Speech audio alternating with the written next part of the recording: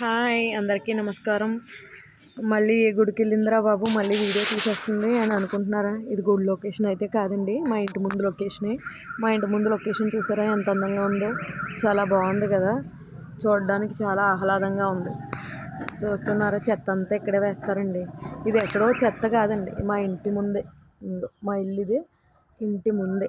ఇక్కడ జగ్గంపేటలో నేను ఆల్మోస్ట్ ఒక 2-3 హౌసెస్ మారానండి రెంట్కి.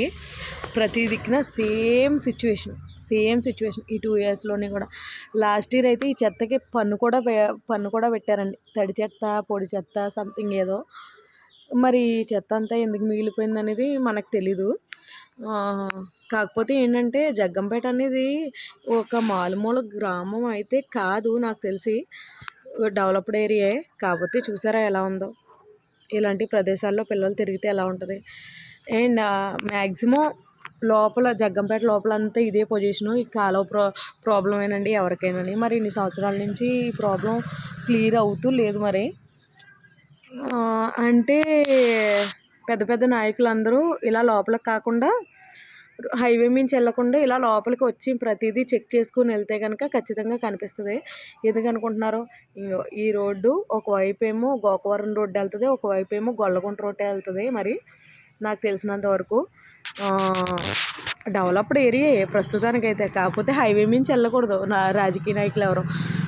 ఓట్లు అడగడానికి వచ్చినప్పుడు నాకు తెలిసి ఈ వీధుల్లో చాలాసార్లు వచ్చారండి. మరి ఇది క్లియర్ అవ్విందో లేదా అనేది మనకు తెలీదు.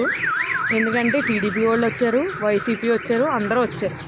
కాకపోతే ఈసారి ఏదో పవన్ కళ్యాణ్ గారు కానీ లేకపోతే చంద్రబాబు నాయుడు గారు కానీ ఏదన్నా చేస్తారు అన్న ఉద్దేశంతో నేను ఈ వీడియో తీస్తున్నానండి.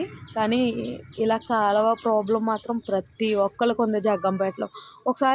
ఒకవేళ నేను వీడియో తీసింది రాంగ్ అయితే కనుక ఒకసారి వచ్చి చెక్ చేసుకోవచ్చు. నెక్స్ట్ డేట్ కూడా చెప్తున్నాను. ఈరోజు మనకి డేట్ వచ్చేసి 7 జూలై 2024. ఓకే, ఇప్పుడు వీడియో తీస్తున్నాను. ఒకవేళ ఇది ఖచ్చితంగా ఈ గవర్నమెంట్లో రికవరీ అయ్యిందంటే కనుక మళ్ళీ వీడియో తీసి పెడతాను.